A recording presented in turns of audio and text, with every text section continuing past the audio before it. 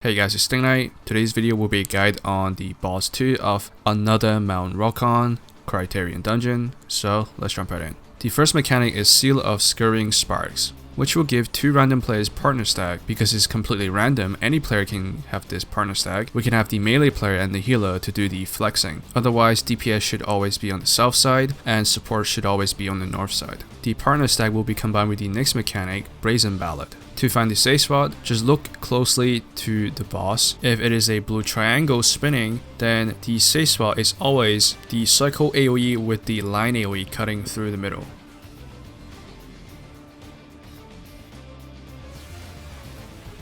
Here is another example where both DPS has the partner stack, so the melee goes north with the tank and healer goes south with the ranged DPS. This time it is the second variation of the Brazen Ballad. There will be 2 red pink balls spinning in the middle of the boss. All you gotta do is look for the spot with the most space, as shown on the clip here.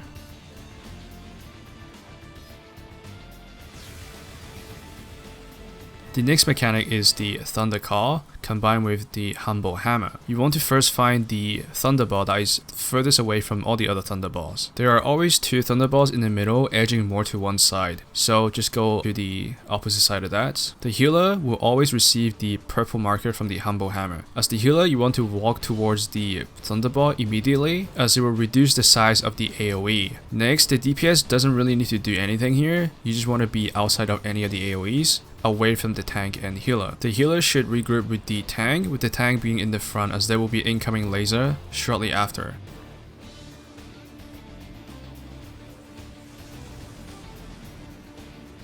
The boss will cast Rousing Reincarnation. Every player will be given a set of buffs. If it says 1 and blue, that means you want to soak the first tower. If it says 1 and red, then you want to soak the first red tower. Then the boss will spawn the first set of towers, as well as 2 tethers. The 2 players who does not need to be in the tower needs to take the tether, as the tether will do a cone AoE towards the target. Here's the general rule of how I do this. If you want to take the tether, make sure to walk inside the boss's hitbox. If you're the one trying to soak the tower, make sure to be outside the boss's hitbox, so that it is easier for those who try and grab your tether away from you. Another rule for taking the tethers is obviously try to take the ones that is closest to you. If it's like, let's say, a 50-50 right in the middle, then I would suggest going clockwise always. Otherwise, you can just stick to going to the closest target.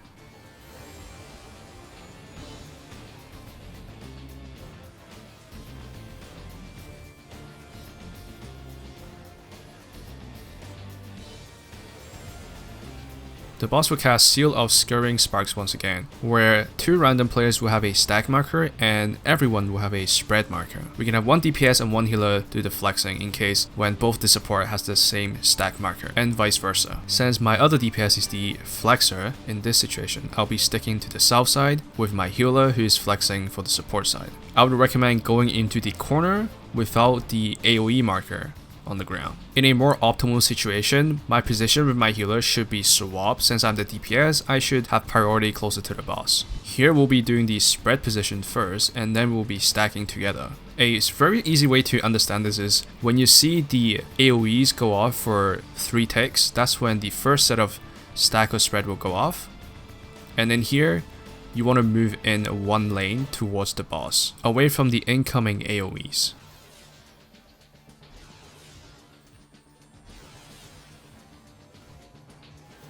Here's another quick example. Now, I would not recommend where the other DPS is going. We're gonna have spread first, then stack next.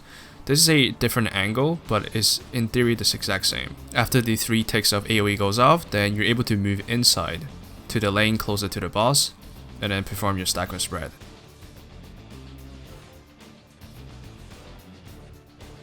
Shortly after, there will be the limit cut. Here's what I recommend you guys do, is have the number 1 slightly above the middle, so that the boss jumps to you vertically. Otherwise, you might end up forming a cross instead of a plus, which is what we need here. Number 2, go to the northeast corner. Number 3, go to the northwest corner. And number 4, go to the southeast corner. Number 1, 2, and 4, after the boss jumps to them, you can proceed to the east side of the arena, which is B. For number 3, your safe spot will be north, which is A in this case. As soon as the number spawns, you can either pop knockback immune and walk to your spot, or you can ride the knockback to your corner.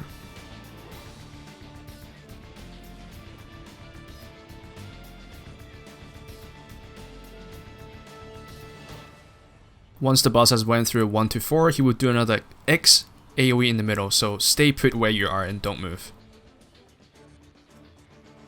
So unfortunately, I was never really able to get any clips of me successfully doing this last tower mechanic. Most players will end up skipping it. However, for all the groups I was in, we were either so bad that we could never reach this point, or we were good enough that we just skip this mechanic completely. Here, we'll get a set of debuffs. You will notice there's a new debuff, which will spawn a tower down that you yourself cannot soak. I would recommend always defaulting to melee DPS and tank together towards the north, and the healer and the range DPS towards south. The red one will spawn a red tower, the green one will spawn a blue tower. So, when the towers do spawn, the person next to you should always be dropping a different color tower. And in this example, Mr. Happy has blue, blue, and blue. For the first tower, you want to be diagonal from the one that you need to be soaking first. And the second tower will be the one at the corner. And the last one will be the tower that a player dropped next to you.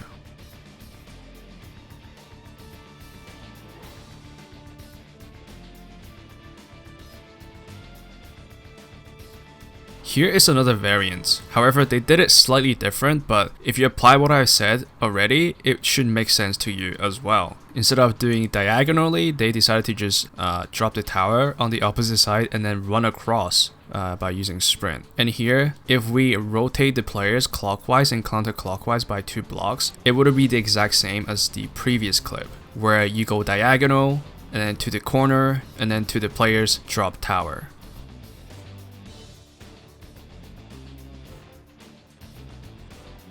So that's it for this video, guys. If you found the video helpful, make sure to leave a thumbs up and subscribe for more future FF14 content. As always, thank you guys for watching. I will see you guys next time. Goodbye.